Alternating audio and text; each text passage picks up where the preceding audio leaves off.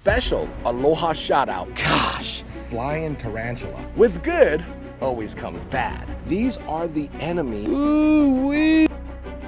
Nasty, ugly, creepy, crawling alien insects.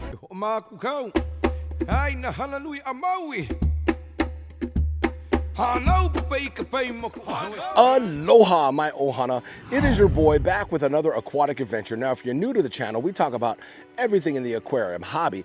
I got another banging video for you guys today. I am so excited to share this video with you guys because you're going to find it so interesting. But before we jump into this video, I got to give a huge special aloha shout out to my boy, Andres Herrera. You like the way I roll those R's? I've been practicing for about 30 minutes, but I hope I nailed it.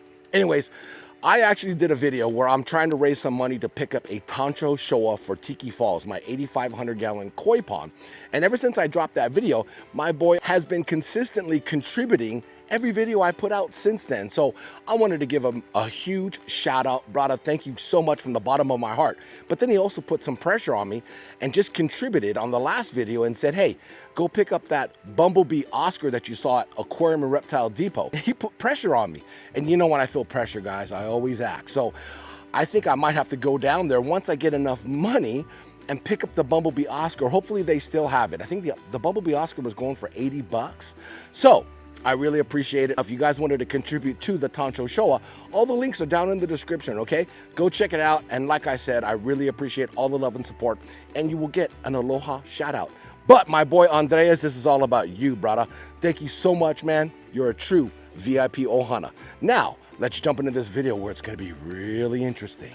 Okay, so over my shoulder there is my 8,500 gallon koi pond, Tiki Falls, filled with some of the most beautiful imported Japanese koi fish from the motherland of Japan. Now, for those of you that have ponds at home, you're gonna totally relate to what I'm about to say. When you have a pond in your backyard, it just brings so much life besides the fish that are living in the pond. It's really neat to see Mother Nature just go to work on your pond in the backyard naturally. Now, we are gonna talk about a certain insect that can be a friend and a foe, depending on what you keep, and that is the infamous dragonfly. So you're probably saying, dragonfly, what are you talking about? Now, if you own a pond and you see dragonflies, it is a good sign, because one dragonfly can eat 180 mosquitoes a day. And a dragonfly can live up to about 2 months. So do not kill dragonflies. There are two insects in this world that I can't stand. One is the mosquito, and two is the common housefly. I can't stand those two insects. But do not kill the dragonflies. They're good for the ecosystem.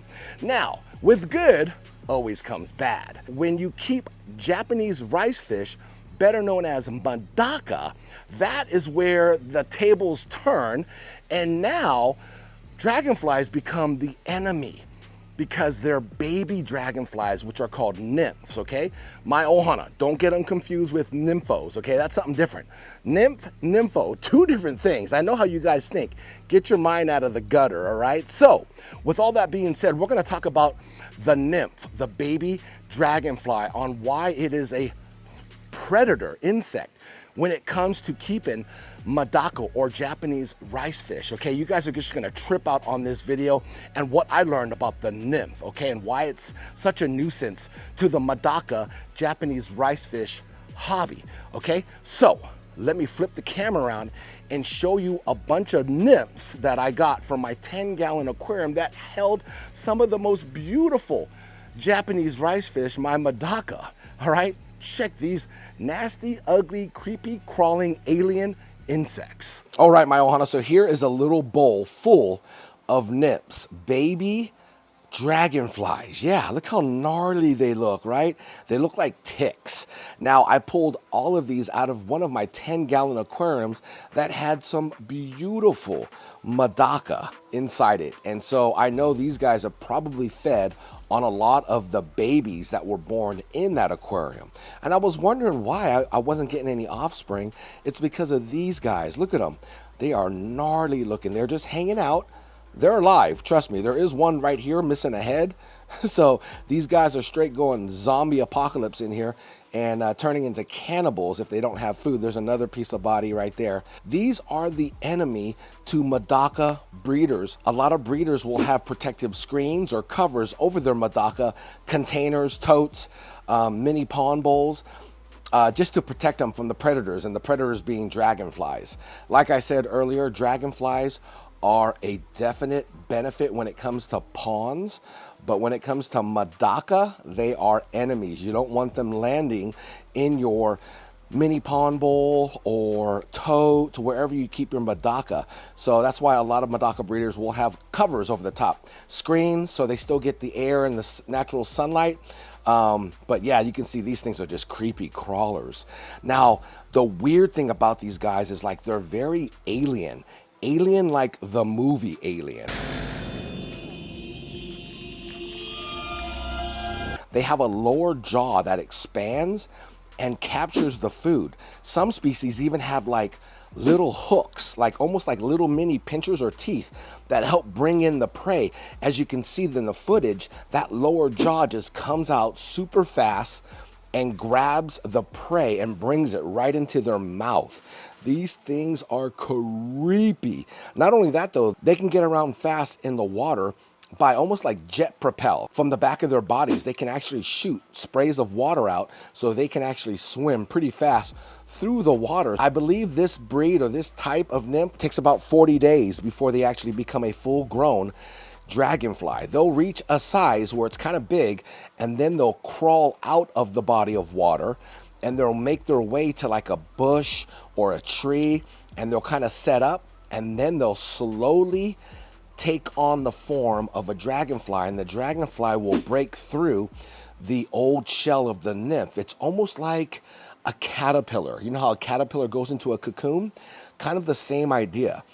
But in this instance, these nymphs will transform into a beautiful dragonfly. As you can see, these things are just creepy. Look at them. Like I said, I have a love-hate relationship with the dragonfly. So when I see dragonflies flying around my pond, I'm like, have at it. But then there's a line, you know, you don't want to cross that line. If you cross the line where you're going to be flying around my Madaka bins, now we got problems, okay? We got a problem here? We got a problem? Yeah, they look like giant, like crickets or, I don't know, potato bugs. They just look gnarly, and they're in the water eating your baby Madaka, even juveniles. It's crazy how their lower jaw just comes out and grabs them. Now, the dragonfly needs room to fly. They kind of lay their eggs like this on top of the water, or they'll like land somewhere near the water and dip their back of their body down in the water and lay their eggs. I'm gonna show you some footage of one kind of in motion laying eggs. You see it? It's flying, it's hovering. See how it just dips the back end of its body in the water? That's the dragonfly laying eggs in a body of water. Now, I'm not worried about the eggs when they go inside the pond. I've seen them in there. The nymphs, when they're in the water, hey, it's a free-for-all. Koi fish are gangsters, all right? They'll eat insects, they'll eat bloodworms, they'll eat all kinds of little critters in the water. So I'm not worried about them. So I don't know how many are gonna survive in the pond. I'm sure some of them do make it out, because I have a bunch of dragonflies flying around my pond. But the flip side is when they lay the eggs in the Madaka tanks and the pond bowls and the totes, that's where it gets a little crazy. So basically what I do with my Madaka is, check it out, let me show you. So as you can see, all of my Madaka, they're protected by this little cover that I have here, but I also have covers on all of them too. As you can see, they all are covered. I have a little crack, which is good for a little air, a little sunlight that gets in there, but they're definitely all covered, and a dragonfly can't fly in there and hatch all of its larvae. As you can see, these are covered here. See, look at those beauties. Gosh. But yeah, make sure you cover your tanks, cover your mini pond bowls, your totes. As you can see, we have some more right here. These are some of the black diamonds that I'm working on. It's the breeding project. A lot of you guys were wondering about the black diamonds. I even got a ton of my Shizuku that are doing great. They're breeding like crazy here. Look at them. Ooh wee, look how pretty my Shizuku are doing. So as you can see, we took our precautions. We have our totes and all of our little mini pond bowls covered and safe, so no dragonflies can lay eggs inside my Madaka Japanese rice fish totes. Oh gosh, you guys learned a little something about the nymph, huh? That ugly, nasty alien insect. They are gnarly. Anyways, take care, my ohana. I'll see you guys in that next video. Much love and aloha. Hana Hui A